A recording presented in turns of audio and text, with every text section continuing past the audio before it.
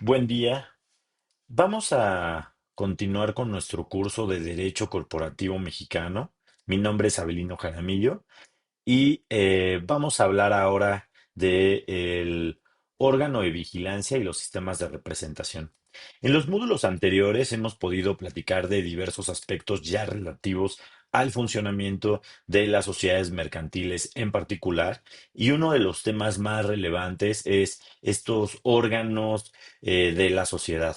Existen diversos órganos, como hemos podido platicar, sin embargo, pues dos de los órganos más relevantes es sin duda el órgano relativo a la vigilancia, que como habíamos mencionado, en algunas sociedades es opcional, como la sociedad de responsabilidad limitada, y en algunas sociedades es obligatorio, como la sociedad anónima, y los sistemas de representación. Y bueno, pues en los sistemas de representación, el órgano de representación pues, es indispensable para todas las sociedades, y bueno, pues ya hemos podido ver cómo se conforma, pero ahorita vamos a entrar a detalle. Primero, pues hablemos del órgano de vigilancia. La vigilancia de la sociedad anónima estará a cargo de uno o varios comisarios, temporales y revocables, quienes pueden ser socios o personas extrañas a la sociedad. Sin embargo, no pueden ser comisarios los que conforme a la ley estén inhabilitados para ejercer el comercio, que pues, recordemos que el Código de Comercio nos señala cuáles son algunas excepciones para las personas que puedan ejercer el comercio, que pueden ser los quebrados o los corredores públicos. Eh, Tampoco pueden ser comisarios los empleados de la sociedad, los empleados de aquellas sociedades que sean accionistas de la sociedad en cuestión por más de un 25% de capital, ni los empleados de aquellas sociedades de las que la sociedad en cuestión sea accionista en más de un 50%. No pueden ser comisarios tampoco los parientes consanguíneos de los administradores en línea recta sin limitación de grado, y los colaterales dentro del cuarto grado y los afines dentro del segundo grado. Cuando por cualquier causa faltare la totalidad de los comisarios, el Consejo de Administración deberá convocar en el término de 3 días a la Asamblea General de Accionistas para que ésta haga la designación correspondiente. Si el Consejo de Administración no hiciere la convocatoria dentro del plazo señalado, cualquier accionista podrá ocurrir a la autoridad judicial del domicilio de la sociedad para que ésta haga la convocatoria. En el caso de que no se reuniere la Asamblea o de que reunida no se hiciere la designación, la autoridad judicial del domicilio, a solicitud de cualquier accionista, nombrará a los comisarios, quienes funcionarán hasta que la Asamblea General haga el nombramiento definitivo.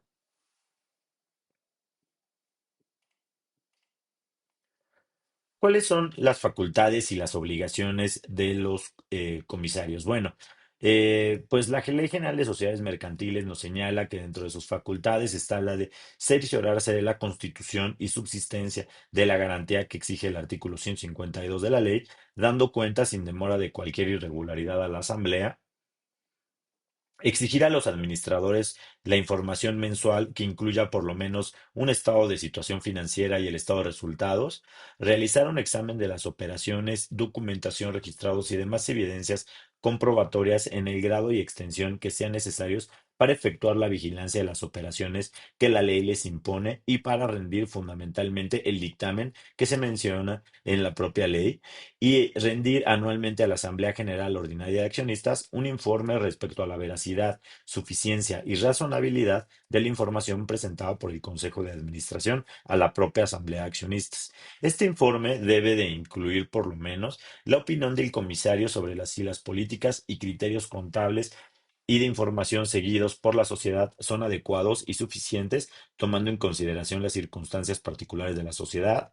La opinión del comisario sobre si estas políticas y criterios han sido aplicados consistentemente en la información presentada por los administradores. La opinión del comisario eh, sobre si, como consecuencia de la anterior, la información presentada por los administradores refleja de forma veraz y suficiente la información financiera y los resultados de la sociedad. Debe hacer que se inserten en el orden del día las sesiones del Consejo de Administración y las asambleas accionistas los puntos que crea convenientes y puede convocar a las asambleas ordinarias y extraordinarias de accionistas en caso de omisión de los administradores y en cualquier otro caso en que lo juzgue conveniente. Puede asistir con voz, pero sin voto, a todas las sesiones del Consejo de Administración y a las cuales debe ser citados, y debe asistir con voz, pero sin voto, a las asambleas de accionistas. En general, su función principal es vigilar la gestión, conducción y ejecución del negocio de la sociedad. Cualquier accionista podrá denunciar por escrito a los comisarios los hechos que estime irregulares en la administración, y estos deberán mencionar las denuncias en sus informes a la Asamblea General de Accionistas y formular acerca de ellas las consideraciones y proposiciones que estimen pertinentes.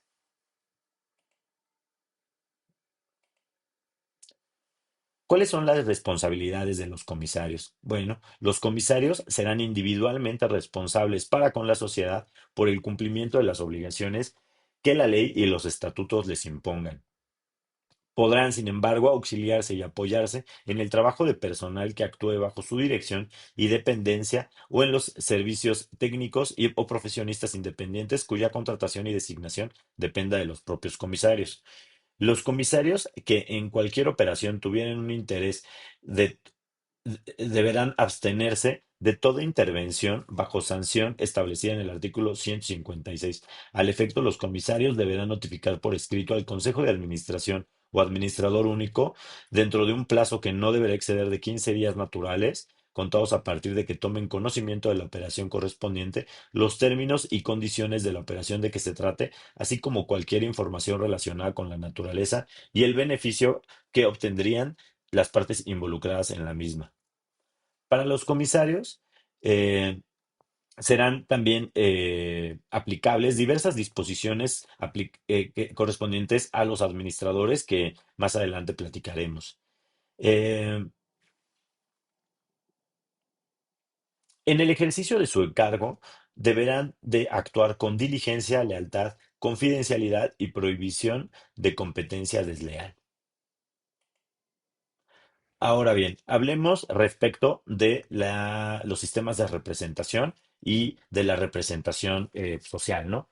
Existen teóricamente dos modelos de representación, o la representación de la sociedad, de las sociedades mercantiles, se ejerce mediante dos tipos de representación.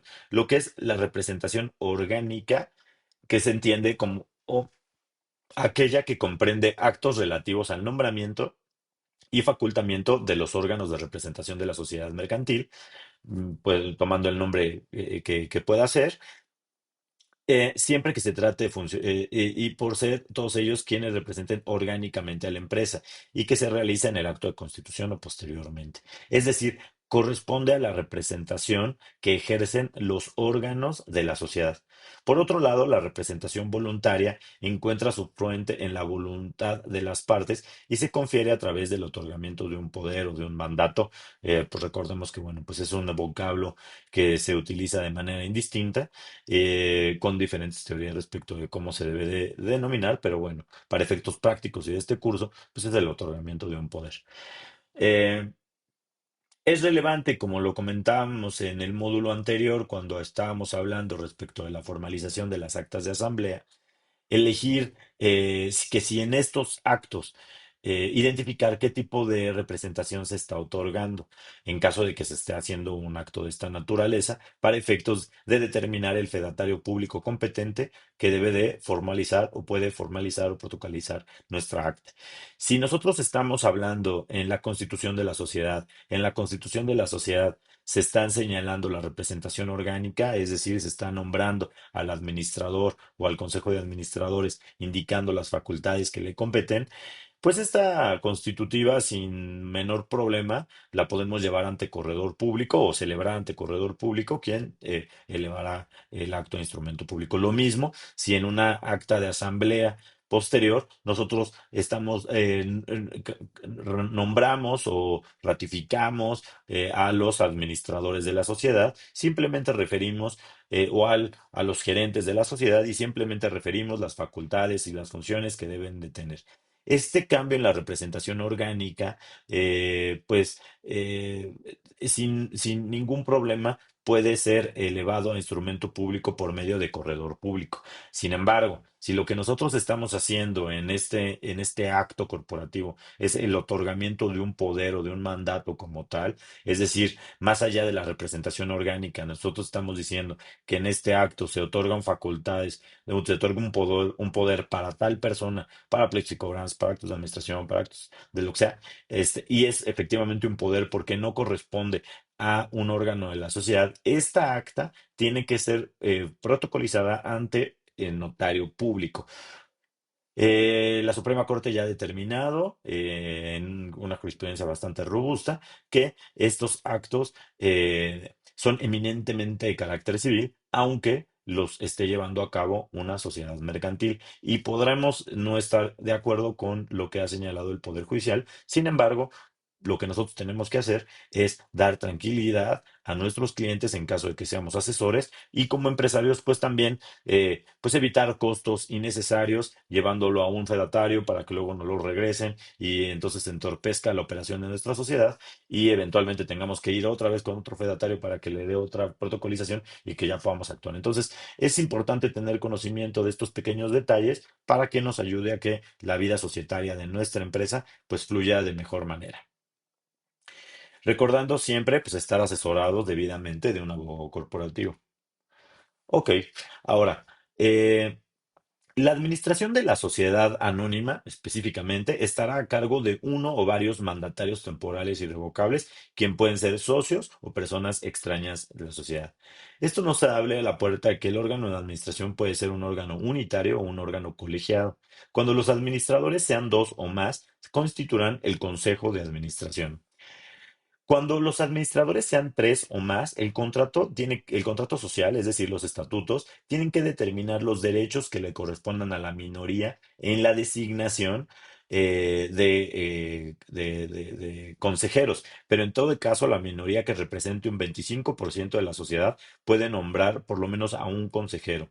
Este porcentaje será del 10 cuando se trata de sociedades que tengan inscritas sus acciones en las bolsas de valores. Eh, la Asamblea General de Accionistas o el Consejo de Administración o al administrador pueden nombrar a su vez varios gerentes generales o especiales que pueden ser o no accionistas y los nombramientos de los gerentes serán revocables en cualquier tiempo por administrador o Consejo de Administración o por la Asamblea General de Accionistas. Los gerentes van a tener las facultades que expresamente se les confieran, no necesitarán autorización especial del administrador o Consejo de Administración para los actos que ejecuten y gozarán dentro de la órbita de sus atribuciones de las más amplias facultades de representación y ejecución. No pueden ser administradores ni gerentes los que, conforme a la ley, estén inhabilitados para ejercer el comercio. Recordemos que, de conformidad con el artículo 12 del Código de Comercio, no pueden ejercer el comercio los corredores, los quebrados que no hayan sido rehabilitados, los que por sentencia ejecutoriada hayan sido condenados por delitos contra la propiedad, incluyendo en estos los delitos de falsedad, el peculado, el cohecho y la concusión. Es importante señalar que el nombramiento lo hace la Asamblea General Ordinaria de Accionistas.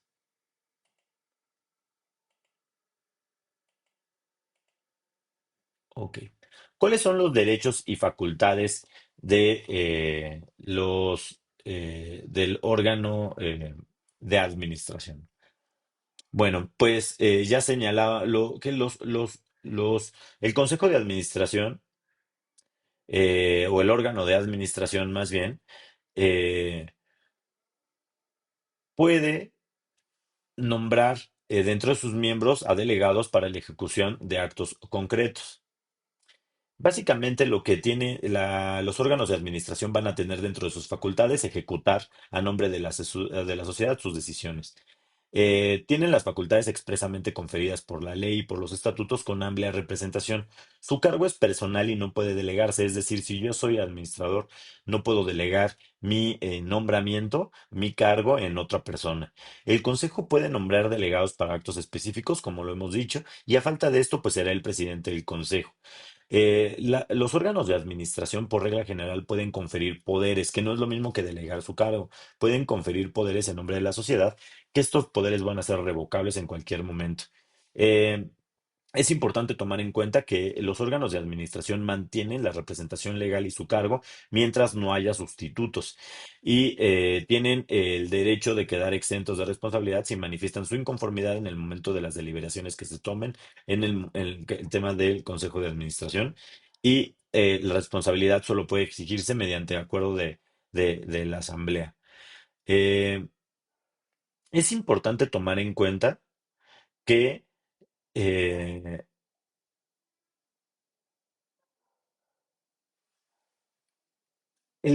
que los miembros del Consejo de Administración por sí mismos, es decir, el Consejo de Administración es un órgano colegiado y se compone generalmente por un presidente, bueno, tiene que tener un presidente y pues, otros miembros, ¿no?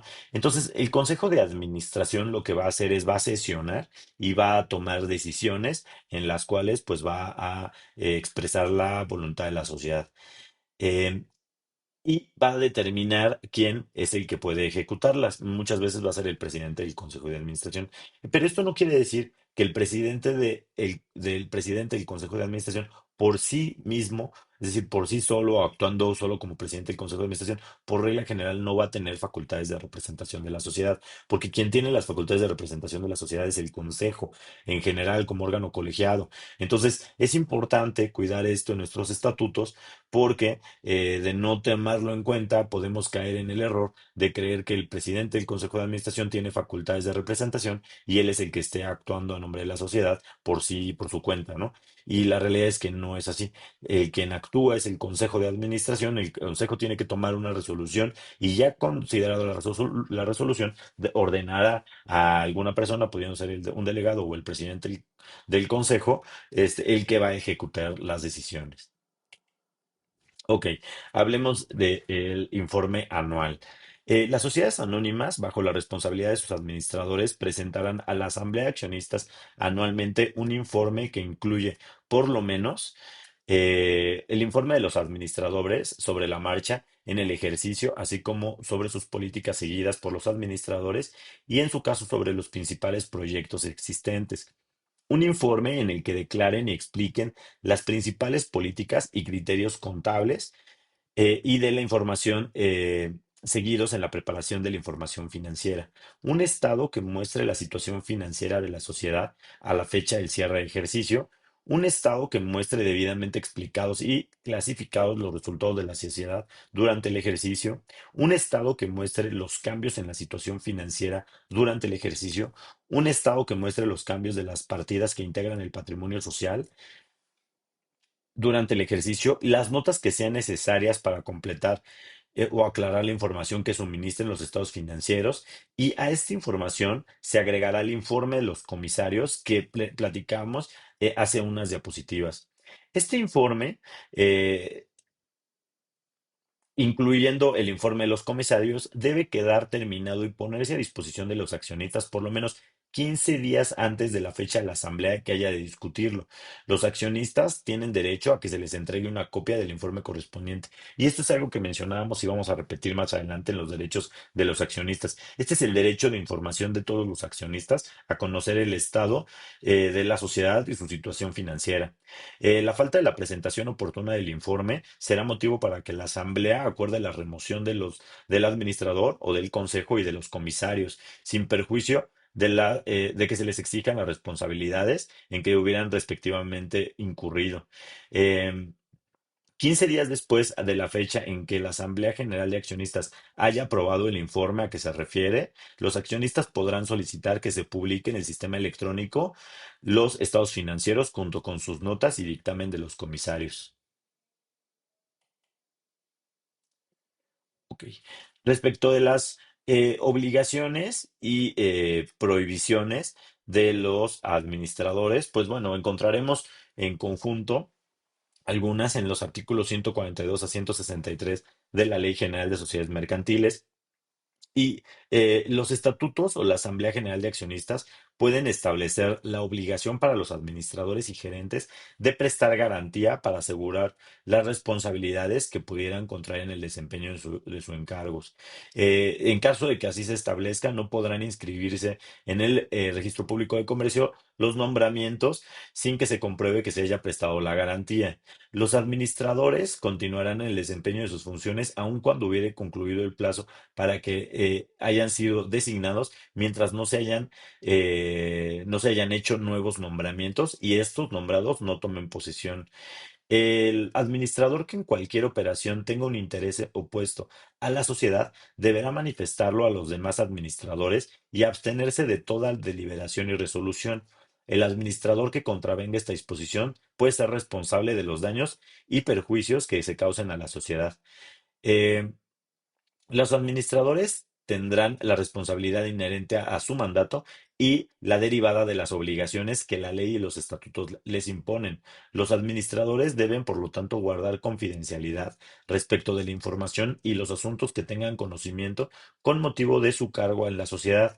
Cuando dicha información o asuntos no sean de carácter público, pues deben de conservarlo, excepto en los casos en que la información sea solicitada por autoridades judiciales o administrativas. Es importante tomar en cuenta que los administradores son solidariamente responsables para con la sociedad de la realidad de las aportaciones hechas por los socios, del cumplimiento de los requisitos legales y estatutarios establecidos respecto de los dividendos que se paguen a los accionistas, de la existencia y mantenimiento de los sistemas de contabilidad, control, registro, archivo o información que previene la ley y del exacto cumplimiento de los acuerdos de las asambleas de accionistas. Entonces, es bien importante tomar en cuenta estas obligaciones y responsabilidades de los administradores porque, pues, la realidad es que es un cargo muy relevante, son muchas obligaciones y es una responsabilidad muy alta en la que se incurre en caso de alguna falta y pues, como ya vimos, de algunos de los aspectos de la realidad financiera, económica de la sociedad. Ok, ahora, el Consejo de Administración. Cuando los administradores sean dos o más, constituirán el Consejo de Administración. Salvo pacto en contrario, será presidente el consejero primeramente nombrado y a falta de este, el que sigue en el orden. Para que el Consejo de Administración funcione legalmente, deberá asistir por lo menos la mitad de sus miembros y sus resoluciones serán válidas cuando sean tomadas por la mayoría de los presentes. En caso de empate, el presidente del Consejo decide con voto de calidad. En los estatutos se podrá prever que las resoluciones tomadas fuera de sesión de Consejo por unanimidad de sus miembros tendrán, para todos los efectos legales, la misma validez que si hubieran sido adoptadas en sesión de Consejo, siempre que se confirmen por escrito. Asimismo, en los estatutos se podrá prever que las sesiones del Consejo puedan ser llevadas mediante el uso de medios telemáticos. Eh, una cuestión relevante, y es esto que platicábamos hace ratito, adelantábamos, es cómo actúa en la práctica la sociedad por medio de su consejo. Todos los que, por ejemplo, no vemos que todos los consejeros van, por ejemplo, al banco a abrir una cuenta. Entonces, no puede ir, o sea, sería inoperante y sería impráctico. Se tiene que considerar que el presidente no tiene las facultades para actuar de forma individual en representación de la sociedad. El presidente lo que hace es ejecutar las decisiones del Consejo, por lo que es evidente que antes de que pueda actuar el presidente debe de haber una resolución del Consejo de Administración que haya tomado la resolución respectiva y ordenadole al presidente que la ejecutara. Por lo que dependiendo de las necesidades de la sociedad se deberá evaluar si se requiere una representación más dinámica o una representación más formal. Entonces, si nosotros vemos que nuestra sociedad es una sociedad pequeña y que requiere una representación más dinámica, que pudiera estar a lo mejor más en el contacto del día a día de la operación de la sociedad, pues probablemente sea ideal tener un administrador único, quien pues muchas veces en sociedades pequeñas, pues también resulta ser el accionista mayoritario. Entonces, pues vamos, suelen ser en sociedades donde la realidad es que pues, nada más hay una persona y la otra persona, pues sí tiene, hay dos accionistas porque así lo exige la ley, pero la realidad es que este otro accionista pues es el amigo, el compadre o la esposa y tiene solamente un 1%, pues estamos hablando casi casi del dueño de la sociedad y ese dueño de la sociedad suele ser el administrador único. En estos casos, pues vamos a estar en este sentido, ¿no? Y vamos a ver que la representación de la sociedad pues va a ser más dinámica. Ahora, si ya estamos hablando de una sociedad más grande, en donde hay más accionistas, en donde hay más intereses, pues sí va a ser necesario probablemente contar con un consejo de administración, incluso previendo que sean tres o más y que se respeten los derechos de las minorías en el nombramiento de al menos un consejero.